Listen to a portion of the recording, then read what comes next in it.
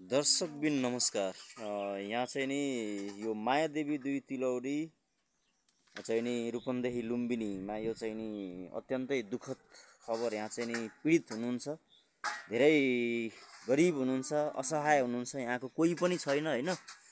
हजुरहरूले कोही आर्थिक सहयोग गरिदिन सक्नुहुन्छ भने आर्थिक सहयोग गरिदिनु हुन अनुरोध गर्न चाहन्छु।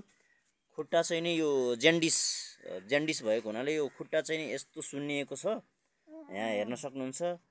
र खानाहरू पनि यहाँ खान सक्नुहुन्न।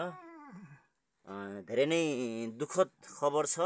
भीम हस्पिटलबाट रिफर गरेर आउनुभएको छ र घरमै हुनुहुन्छ। आर्थिक पैसाको अभावले गर्दाखेरि त्यहाँ दबाई उपचार नहुन सकेको कारणले गर्दाखेरि अहिले घरमा ल्याउनु भएको छ र हजुरहरूले सहयोग सक्दो सहयोग सपोर्ट गरेर यहाँलाई आर्थिक सहयोग गरिदिनु हुन हार्दिक अनुरोध गर्न चाहन्छु।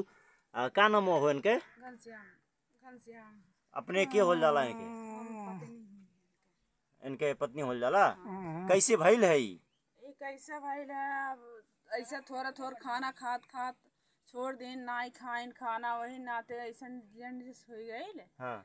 ओकरे बाद में जेंडिस भए के बाद में अब ऐसे एकदम तकलीफ ही हो गई।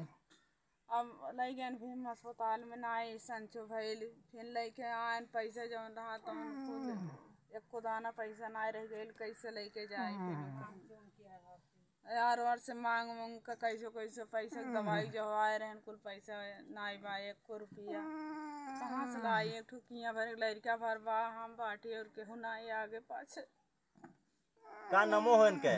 इनका घनश्याम चमार। यहाँ हेर्न सक्नुहुन्छ एकदमै दैनिक अवस्था छ हैन।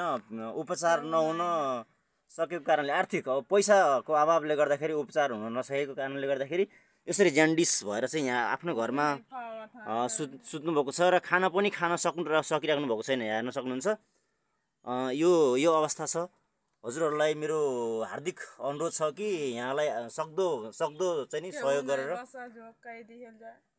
यहाँलाई चाहिँ नि सहयोग गरिदिनु होला। उहाँको चाहिँ नि आप खाता होता खोलावल गइल बा?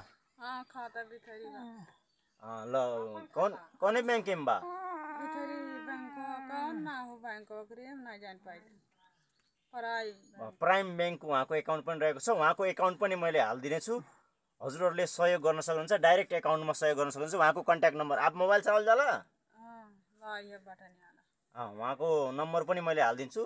हजुरहरूले डाइरेक्ट कल गरेर पनि सहयोग गर्न सक्नुहुन्छ। हस्, धन्यवाद। दैनिक अवस्था छ, यहाँ हेर्न सक्नुहुन्छ।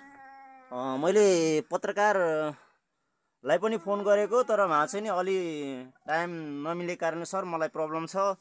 जङ्गबहादुर सरलाई पनि कल गरेको, आउन सकिन सर भन्नुभएको छ। घरको अवस्था यस्तो छ, हेर्न सक्नुहुन्छ।